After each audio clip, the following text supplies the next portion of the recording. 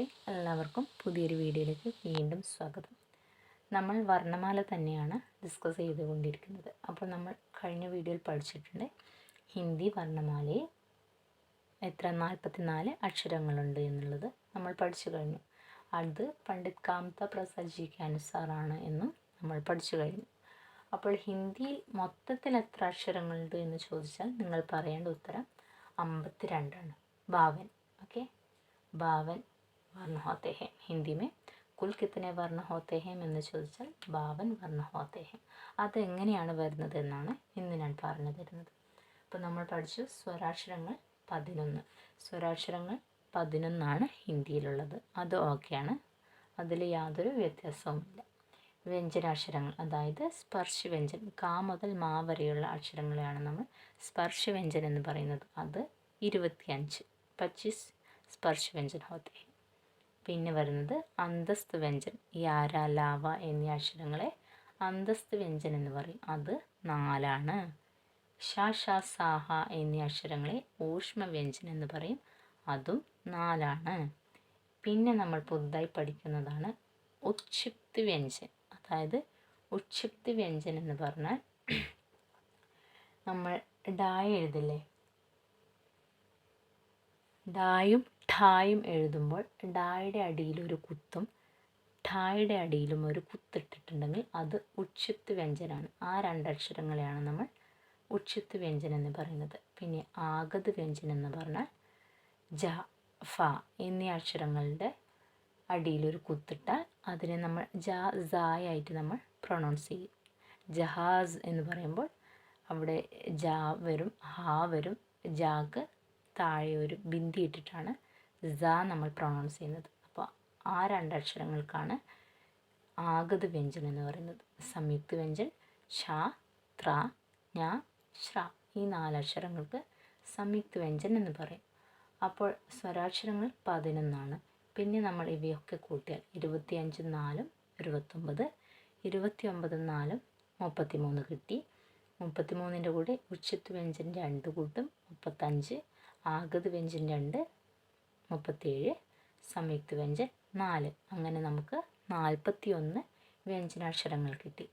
അങ്ങനെ നമ്മൾ 11 സ്വരാക്ഷരങ്ങളും 41 വ്യഞ്ജനാക്ഷരങ്ങളും കൂട്ടിയിട്ട് നമ്മൾ മൊത്തത്തിൽ ഹിന്ദിയിലുള്ളത് 52 അക്ഷരങ്ങളാണ്. ക്ലിയർ അല്ലേ? 11 41 വ്യഞ്ജനം കൂട്ടിയിട്ട് ഹിന്ദിയിൽ മൊത്തത്തിൽ, ഇത് നോട്ട് ചെയ്യണം കേട്ടോ, കുല്ലാന്ന്, മൊത്തത്തിൽ ടോട്ടൽ ലെറ്റേഴ്സ് ഹിന്ദി എന്ന് ചോദിച്ചാൽ 52 ആണ് ആൻസർ. അപ്പോൾ നമുക്ക് ഉക്ഷിപ്തും ആഗതും സംയുക്തും എന്താണ് എന്നുള്ളത് ഇന്ന് തന്നെ അങ്ങ് പഠിച്ചേക്കാം. ആഗതിൽ വരുന്നതാണ് ജ, ജായും ഫായും. ഈ 2 അക്ഷരങ്ങളാണ് ജ, ഫ. ഈ 2 അക്ഷരങ്ങൾ ആഗത് വ്യഞ്ജനിൽ വരുന്നതാണ്. ആഗത് വ്യഞ്ജനം എത്രയാണ്? 2. അപ്പോൾ ജായുടെ അടിയിലൊരു ബിന്ദി വരും. ജ, ജഹാസ് എന്ന് പറയും. അപ്പോൾ ഇത് പ്രൊണൗൺസ് ചെയ്യുന്നത് ജ് എന്ന സൗണ്ടിലാണ് കേട്ടോ. അപ്പോൾ ഈ 2 അക്ഷരങ്ങളാണ് ഹിന്ദിയിലെ ആഗത് വ്യഞ്ജൻ, ജായും ഫായും. അപ്പോൾ ഇനി സംയുക്ത വ്യഞ്ജൻ കൂടി നമുക്കങ്ങ് പഠിച്ചേക്കാം. സംയുക്ത വ്യഞ്ജന ഏതൊക്കെയാണ്? ഷ, ത്ര, ശ്ര, പിന്നെ ഞ. ഏതൊക്കെയാണ്? ഷ, ത്ര, ശ്ര, ശ്ര, ഞ. ഇതേതാ? നമ്മൾ ക പ്ലസ് ഷ, ഷ. ത് പ്ലസ് റ, ത്ര. ഷ് പ്ലസ് റ, ശ്ര. ജ് പ്ലസ് ഞ, ഞ. ഷ, ത്ര, ഞ, ഷ, ത്ര, ശ്ര, ഞ. അങ്ങനെ പഠിക്കുക കേട്ടോ. ഷ, ത്ര, ശ്ര, ഞ. ഈ 4 അക്ഷരങ്ങളാണ് ഹിന്ദിയിലെ സംയുക്ത വ്യഞ്ജൻ. പക്കയല്ലേ? അപ്പോൾ ഹിന്ദി में कुल कितने वर्ण होते हैं?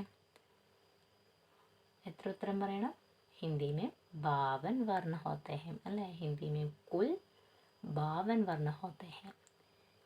हिंदी वर्णमाला में कितने वर्ण होते हैं? അപ്പം നമ്മൾ ഉത്തരം പറയണം 44 കേട്ടോ. ഹിന്ദി വർണ്ണമാലയിൽ എത്ര അക്ഷരങ്ങളുണ്ടെന്ന് ചോദിച്ചാൽ 44. ഹിന്ദിയിൽ മൊത്തത്തിൽ എത്ര അക്ഷരങ്ങളുണ്ട് എന്ന് ചോദിച്ചാൽ 52 പറയണം. അപ്പോൾ എല്ലാവർക്കും മനസ്സിലായി എന്ന് വിചാരിക്കുന്നു. അടുത്ത വീഡിയോയിൽ കാണുന്നതുവരെ എല്ലാവർക്കും ധന്യവാദം.